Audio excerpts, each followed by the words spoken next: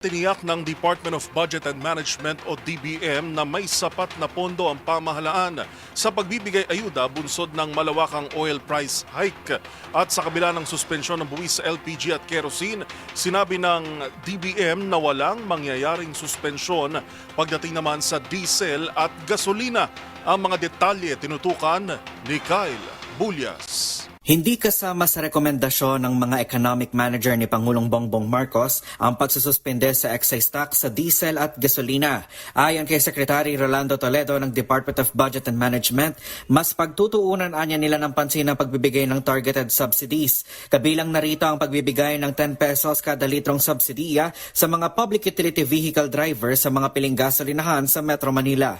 Nilinaw naman ni Toledo na sasailalim pa muli sa pag-aaral ang pag-aalis o pagbabawas sa excise tax sa iba pang mga oil product sa gagawing pagpupulong ng Unified Package for Livelihoods, Industry, Food and Transport o UPLIFT Committee. Sa ngayon wala pong bawas, but of course that will be subject to review. We will review that every month kung ano yung possible pong pwede pang gawin natin given that development.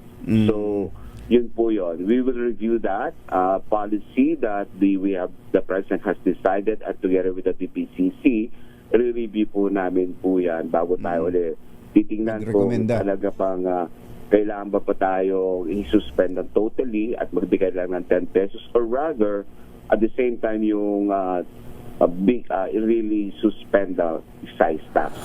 Bagamat higit 100 bilyong piso na ang nagastos ang pamahalaan pang ayuda sa nakalipas na 6 na linggo mula ng sumiklab ang sigalot sa Middle East, tiniyak ni Toledo na mayroon pang sapat na pondo ang gobyerno. Paliwanag ni Toledo, ang mga pondong ito ay hinugot mula sa General Appropriations Act noong 2025 sa ilalim ng Continuing Appropriation at mula sa budget ngayong taon. Tiniyak din ni Toledo na gumagawa sila ng mga kaparaanan para makalikom pa ng pondo sakaling tumagal pa ang krisis na kinakaharap ng bansa.